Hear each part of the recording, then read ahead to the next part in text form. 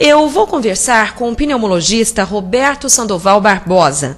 Ele vai falar sobre os cuidados com a saúde no inverno. Bom dia, doutor Roberto, tudo bem? Bom dia. Doutor, por que as pessoas ficam mais resfriadas, mais gripadas nessa estação do ano? O inverno é onde ocorre o aumento da população viral, né? E as pessoas, elas costumam, devido ao frio, ficar em lugares fechados, aglomerados. Então, isso propicia o aumento da transmissão do vírus entre uma pessoa e outra. Além desse fator, existe o próprio frio, que é um agressor, uma agressão do meio externo. E nessa época também ocorre uma queda da umidade relativa do ar, que também é um outro fator de agressão às vias respiratórias. A somatória de tudo isso é que faz com que aumenta o índice dessas infecções respiratórias nessa época. Bom, e quais são os problemas mais comuns? A virose, são as gripes e os resfriados, é o mais frequente, e as infecções bacterianas, como sinusites bacterianas, bronquites agudas e pneumonias. Uma gripe mal curada pode virar uma sinusite, é isso? É que na realidade, assim, esse é um termo popular, gripe mal curada.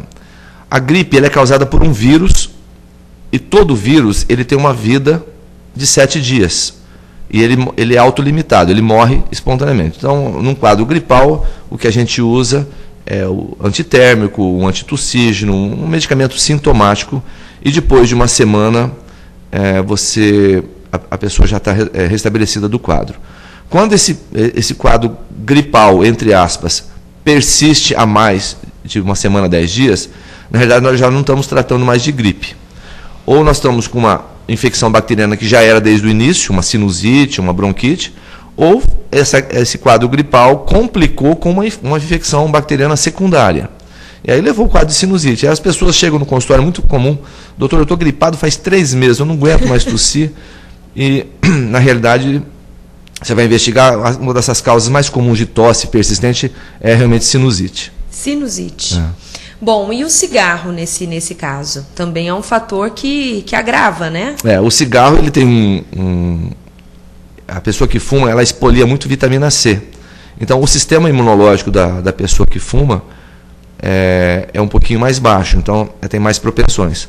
Além disso, o tabagista crônico, ele costuma ter, em via de regra, alguma lesão do aparelho respiratório, ou uma bronquite crônica, ou um enfisema pulmonar.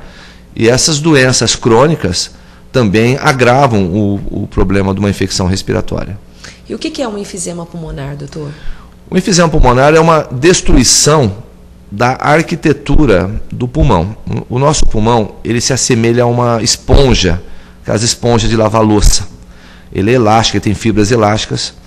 E o cigarro, a fumaça, os elementos que compõem a fumaça, vão destruindo essas fibras elásticas e esse pulmão vai ficando endurecido, ele vai perdendo a elasticidade e o paciente começa a apresentar quadros de tosse, porque é o primeiro sinal, e depois começa a apresentar a falta de ar, e essa falta de ar começa de várias gravidades, de leve, moderado até severo. Existe casos de pacientes portadores de enfisema pulmonar avançado que eles não têm condições nem de fazer a higiene pessoal, escovar os dentes, tomar um banho, porque a dispneia, a falta de ar é muito incapacitante. Não tem fôlego. E isso acomete pessoas de qualquer idade, doutor? Existe o enfisema pulmonar congênito, que é o paciente ele nasce com a falta de uma enzima, que é a alfa-1 antitripsina, e essa enzima ela protege o pulmão.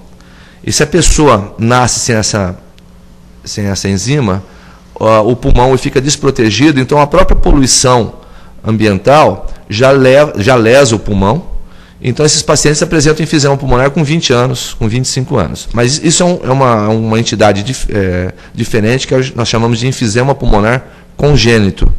E existe o enfisema pulmonar adquirido, que o maior vilão é o cigarro. É o cigarro, mas isso, pessoas jovens também podem apresentar esse quadro?